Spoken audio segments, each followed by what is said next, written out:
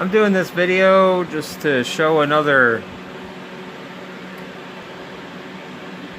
lecture from Freemason. Freemasonry and the New Order by Master Warden. I believe MW, that's what MW stands for. Brother Dr. J.G. Brown, Grand Master of British Columbia, delivered at the Western Canada Conference 1943. That's Freemasonry and the New Order. You can still look this up, and certain Masonic Lodge websites post this PDF.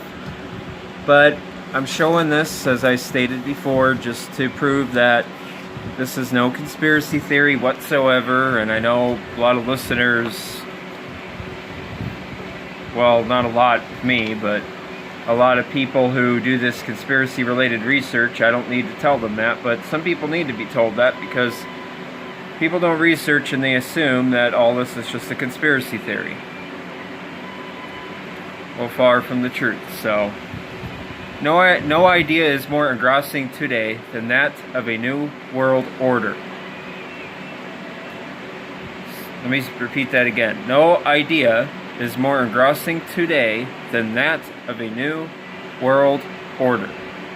In speech and in print, one confronts at every turn the notion of a new system, a new setup, changed conditions. Cautious guides have suggested more than once that we ought to win the war before we begin to plan for society after the war. But planning will not wait.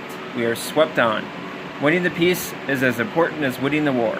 The urgency is increased as orators declare that for the period of the First World Conflict, we won the war, but we lost the peace. Now we must see to it that we win the war and win the peace also. Imagination loves to dwell in a utopia, and we may even claim that we are not daydreaming. We are simply facing facts. Did we not endure 11 years of hard depression, a world of machines and no work for men, poverty in the midst of plenty? Rather, we are stern realists as we turn our faces to the future. A new day is coming, and we have an opportunity, yes, we have responsibility to shape it and to determine its quality and character. Some foresight we must have, and some attempt must be made to picture the shape of things to come. As one begins to forecast the future of Freemasonry in a new world order, one is impelled to look back over the road we have traveled. We confront an undeniable truth, that the future is molded by the past. The road into tomorrow leads through our yesterdays. In the times of crisis, we become aware of the pressure of the past and discover that heritage is in no small measure a determinant of destiny. True, each day is a new one, yet history has something to say. We ought to be able to learn from experience. It has been said that the only thing we learn from history is that we do not learn anything from history. But we neglect the past to our own disadvantage. We fancy history repeats itself. It never does. But we fancy history repeats itself because again and again we wake up to realize that there were lessons of the past which would have saved us both labor and sorrow had we been familiar with them. Our heritage was more precious than we thought. There was light for the path coming from the days gone by.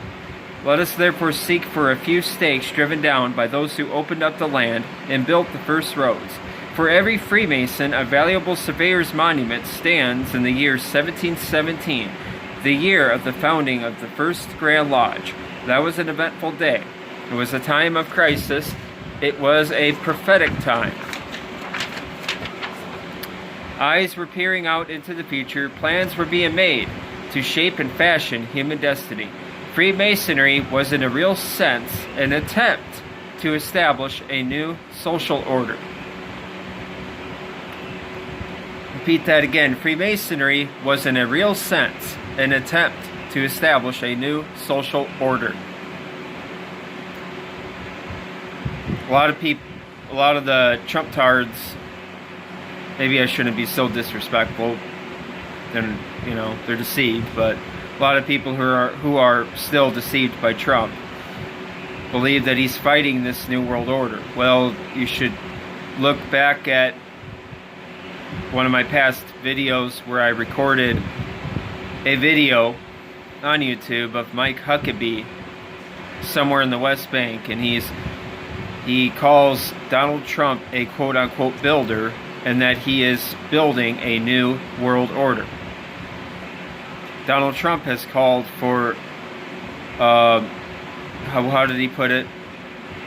Of a world. He called for a world. He called for us coming together in a world community, which is another one of their sneaky ways of calling for a new world order at the Al Smith dinner, when him and Hillary were pretending to roast each other at that Jesuit Al Smith dinner. You can go check that out too. So, they're continuing with building their new world order. He's not really fighting it. It's pretty sad, but it's the truth. I'll continue anyways. The past had not been propitious. The 17th century had just closed, and its record was disappointing and dark. The course of events was backward rather than forward, a reversion rather than progress. Life in Britain was at a low ebb. The Cambridge Modern History says of that age, quote, "The masses were ignorant and brutalized, the governing classes intent only on pleasure and politics, the church chiefly occupied with patronage and controversy," unquote. Mark Pattinson offers the characterization of that the age was one of decay of religion, licentiousness of morals, public corruption, and profaneness of language, an age destitute of depth and earnestness, an age whose poetry was without romance, whose philosophy was without insight, whose public men were without character. True, there were some representatives of better things. This was the age of John Milton and John Bunyan, but the very mention of this latter name reminds us of the intolerance and the tyranny which sent a man to prison for holding religious services. Cromwell's Ironsides were men of faith. He rallied men with a strong conviction of right and wrong. He declared that he preferred men who believed in God and who knew what they were fighting for than the courtier or the professional soldier. Puritanism was a courageous effort to stem the forces that were sweeping the nation into degeneracy. The latter part of the century saw the Restoration, and once more the floodgates of profligacy and licentiousness were thrown open.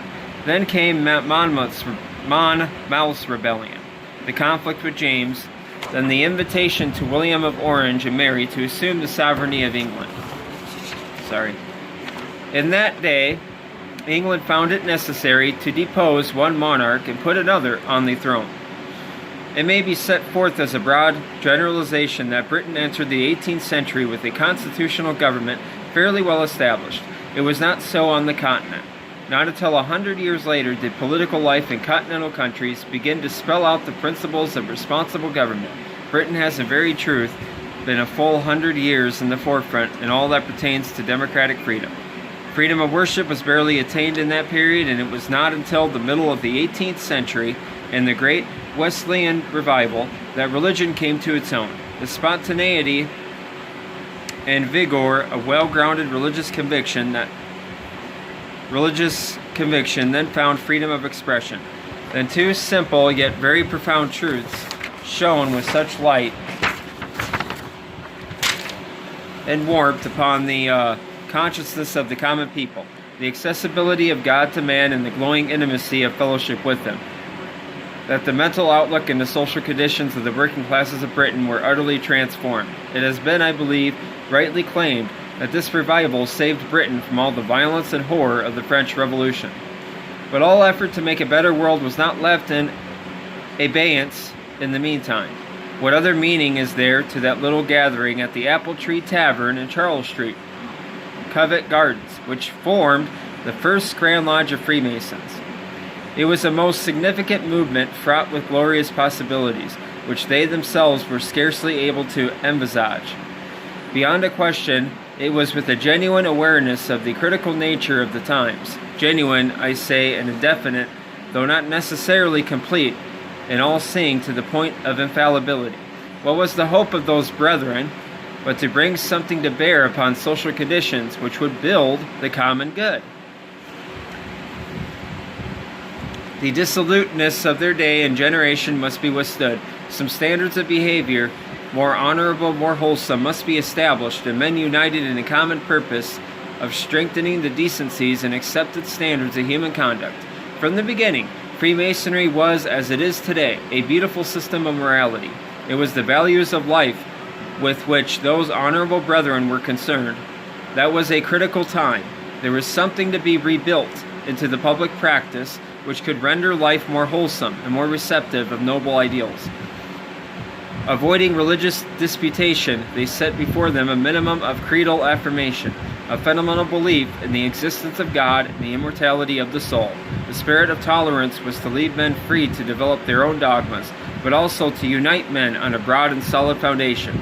The fatherhood of God and the brotherhood of man was thus thrown up into relief and became a common ground for the uniting of men of varied dogmas into a genuine fraternity. The first universal religion, one of the first universal religions. That's what you're seeing they're doing at the over at the Vatican, the new Pope, and they've been doing since the setting up of the new Vatican II.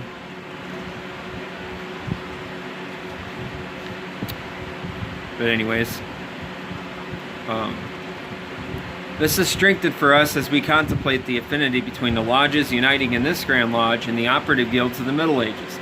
These operative guilds have given us working tools, and much of the content of our ritual reflects the processes and ceremonies of the guilds. Freemasonry is the continuation of these craft guilds. It is interesting enough that the textbooks on political economy do not connect the craft guilds with the modern trade unions. These latter are definitely the product of the new industrial revolution. The introduction of power machinery and the factory system created a new type of organization, one specifically adapted to the new order. But the life and spirit of these trade guilds was not extinguished. They were organizations not only having to do with their trade and business interests, but there is in them a vital and enlarging human element. The bond of fellowship was strange. They were genuine fraternities, heightened even to a family fellowship. Human welfare was a major concern. Moral ideals were inculcated and standards of behavior were rigid. Religious observance and instruction were definitely enjoyed, and with the cathedral builders, the religious aim and spirit were to the fore. These guilds were sufficiently progressive to adapt themselves to changing circumstances. The practice of receiving men of rank and professional men into the guilds of Masons as accepted Masons is an evidence of this adjustment, and that the moral and spiritual interests were becoming the determining factor. It is not too much to assume that the founders of Grand Lodge took cognizance of the distress of the day. They saw the need of the very principles taught by the working tools of the operative craft. Human society needed moral foundations. Spiritual principles and worthy standards are concepts of the good of life were to be built into the social structure. They faced the task, I submit, with great provision. They displayed courage of the finest sort. Freemasonry was launched in a dark and difficult day with the express hope that it should be a power for reconstruction, that it should furnish the dynamic for a new social order, and in a chaotic and disintegrating period, it should be a symbol of universal and abiding principles not subject to the vicissitudes of time and circumstances, but would prove eternal as the ages. There you go. Freemasonry was set up for the express hope that it should be the power for reconstruction and a builder of the new social order. New world order. 3 positions were accepted. First, as we have stated, in the interest of toleration and with the desire to include all men of right mind and attitude toward life, a minimum of religious creed was required. Belief in a supreme being and in the immortality of the soul. Freedom here was to develop his faith in creedal positions as many member might choose, but this simple faith, common to all men, furnished a basic piety which would permit both Christian and Jew to unite in a fellowship devoted to the common good and further the grand design of being happy themselves and of communicating that happiness to others. A second position was solidly held in the minds of these early founders. that science would open the way to all truth, even to the knowledge of God. It may be regarded as one of the glimmerings of light that shined through the erstwhile gloominess of the 17th century that science was beginning to find its foot and assert its independence. It was in 1662 that the Royal Society was formed in London. Sir Isaac Newton belongs to this period. The publication of his, quote, Principia, unquote, gave the world a new theory of the universe. Philosophic writers like John Locke were contended for the validity of human experience and the authority of reason, both in the world of knowledge and in the world of government. There was a rationalism in the higher sense of the word, that is, that man's reason could establish the certainty of the highest truths, even the existence of God. Great store was set by the powers of the human mind. Hence, men were urged to contemplate, quote, the intellectual faculties and to trace them in their development through the paths of heavenly science, even unto the throne of God himself. It was their confidence that the secrets of nature and the principles of intellectual truth could be unveiled to the view of men. Once men learned to form a just estimate of those wondrous faculties with which God has endowed the being created after his own image, then they would feel the duty which he was thereby imposed upon them of cultivating those divine attributes with the most diligent care and attention. And for what purpose was this endeavor to be bestowed? The answer is nothing less than the glory of God and the happiness of mankind. The man who made the liberal arts and sciences,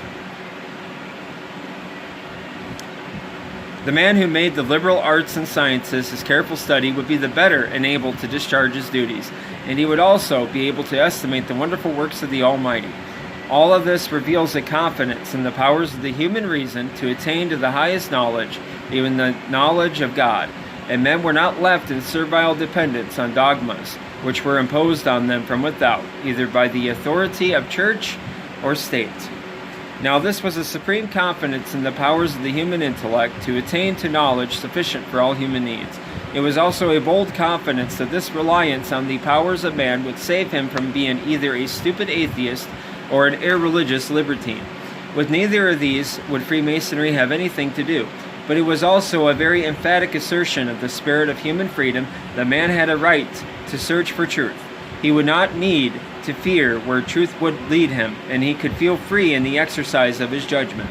He was not obliged to simply accept dogma from an external authority, whether that authority be church or state. The spirit of freedom was dominant in the whole outlook of these early founders of the craft. The third procedure was to eschew politics and political dissensions. It is generally recognized that French Freemasonry became involved in political plots and movements, has perhaps also erected spiritual foundations, but English Freemasonry has moved steadily forward on the acceptance of these principles. At least he admits that French Freemasonry conspired in these early revolutions and political plots, but I'll find that claim in a few other books, but to me it seems like that's just another part of the Hegelian dialectic. The Freemasonry in France, or French Freemasonry as he claimed, they will admit is, where a lot of the atheistic communism sprung from, and Illuminism, but English Freemasonry has kept its Judaic-Christian roots, they'll claim. Yeah, Judaic-Christian as in Gnostic. The counterfeit, Kabbalah, mystic Christian, version of Christianity, yeah. But not genuine Judaic-Christian, not a genuine Christian order. It's the same shit with what's going on between the left and the right, if you think about it, The left, in this case, could represent what French Freemasonry, Or think of it like this, the modern atheistic, anarchist, communistic movements sprung from French Freemasonry, and the counterfeit, fake right-wing, the Donald Trump movement, Alex Jones movement, sprung from the other side of Freemasonry. Just left versus right. Bullshit. They're both bodies of Freemasonry are conspiring. As we face the enormous tasks of reconstruction, we could perhaps well afford to remind ourselves of the great wisdom of avoiding political issues and all the divisions which mark our political system. We have members drawn from all walks of life, representing all classes or shades of society, and I bet, so far as we have such, we want it thus. So long as we assert that the internal and not the external qualifications of a man are our great concern. We desire a fraternity, a brotherhood of men, of very divergent points of view and diverse theories of human affairs. The interest of good order and the seemingly conduct of our communications, along with our awareness of the weaknesses and frailties of human nature, all press firmly upon us the necessity of eschewing the devious paths of political dissension. There is no hope of bringing men in these matters to a single common opinion. There is point and value in preserving brotherly fellowship and maintaining points of contact and doing something to have men of all views well acquainted and friendly with each other. Nevertheless, on the other side, it is to be made clear that economic issues and questions of public welfare are more than political arguments. We cannot agree to regard as tabooed the very concerns under which men and their families make their very livelihood. These interests, which employ the major portion of our wakeful thoughts, are issues of life. They pertain to character and conduct. Right and wrong are not abstract concepts that abide in a vacuum. They are determined to take their shape in the circumstances of common living. It is here, however, that Freemasonry possesses distinct advantages. It is a beautiful system of morality. We are speculative, not operative Masons. Our concern is with the philosophy of life which men accept and develop in their minds and hearts. Yet here is our advantage. Our philosophy is developed from our working tools. The instruments of labor and structural designs have given us our principles of living, and likewise react as the symbols of no other organization upon the conditions of human toil and economic welfare. We can openly advocate and seek to exemplify the square deal in human life. The useful lesson of natural equality and mutual dependence taught to every brother on his initiation does set up a major consideration which must have its influence on our economic arrangements. To have a vigorous organization of men who are seriously concerned with doing the right thing, with giving a square deal to everyone in the land, is worth more than to have a clamor our host dictating the possession of property or the distribution of taxation. It is a concern to us that men are employed and that they get a fair deal.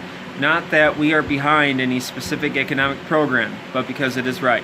Nothing but the stubborn selfishness and the grasping greed of hard-hearted men has this world in the chaos of depression and war. Labor is the lot of man, and therein we see both its necessity and its dignity. When we affirm that it is the internal and not the external qualifications of a man that Freemasonry regards, we affirm that personality is superior to property, and that too in the social and economic world and all that pertains to human relations. While therefore we participate in no program, we advocate no 3-year nor 5-year plan of economic changes or development. While we do not accentuate but rather seek to obliterate class distinctions, I submit that we are at the beginning builders of a now social order. And it says now, but it doesn't really make any sense. I'm thinking that was a mistake. It was meant to say a new social order, but whatever. I'm going to say that he's saying builders of a new social order. Makes more sense. It's just what he was just talking about earlier. But he seeks to obliterate class distinctions. And what are these class distinctions will be once they get their new world order? Elites and the slaves. Which is why the middle class is continuing to be squeezed.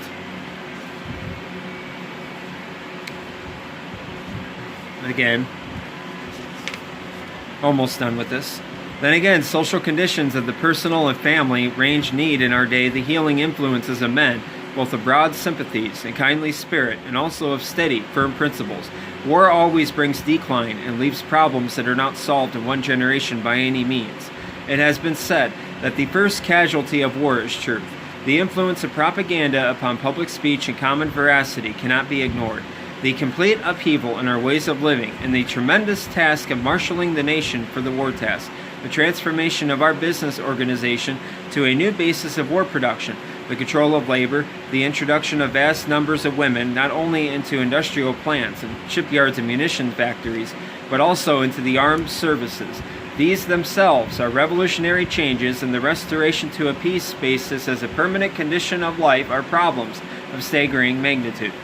Home conditions have changed. Mothers and the older sisters are away from home and at work all day. Child problems multiplied. Delinquency among youth enormously increased. To bring life back to its normal level and to establish upright standards of behavior, to restore some of the common courtesies of life, respect for womanhood and consideration for childhood, to recognize the dignity and honor of old age, all these issues demand attention. There is a challenge to Freemasons, as there is to the church and synagogue, as to whether we truly believe the things we profess and publish, as to whether the things that have the stamp of eternal validity, the square, the level, and the plumb, have meaning for us, whether the things men of the past have treasured, because they bought them with their lifeblood, are valued by us too, as to whether we have a real faith in God and a sincere love for our fellow man. This challenge confronts us in this age as in the day when our brethren united in the premier Grand Lodge, and it demands of us that we offer our best.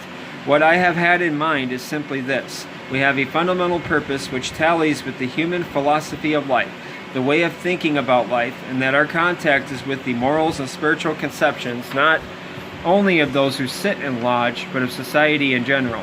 In this day, we are making a new social order, whether we want it or not, and whether I'm going to repeat that again. In this day, we are making a new social order, whether we want it or not, and whether I have a vision of these men going out with no other purpose than to make human society fit to live in. I think we have a tremendous task in that very same field today. Stop right there. So, another Freemason article admits right before World War II, building a new world order. You can read this on Freemasonic Lodge websites. It's on PDF. I found one or two on PDF. But go ahead and read it yourself, and mind you, you're going to hear a lot of nice stuff. They're going to sound like it's a nice idea. But notice that whenever they're confronted with, these days, with them being involved with globalism and the New World Order, they dismiss you. They dismiss the information, call you a conspiracy theorist, say that you're making it all up, can't prove it. Well, just proved it right here, another one, with all the other proof. So that's my purpose of these videos. You can't refute this information. It's not entertaining. I'm not here to entertain anybody, but I'm here to give information. That's it. And you can look this information up, and that way we know what's going on, and we know that none of this is a conspiracy theory, but is a fact. Take care.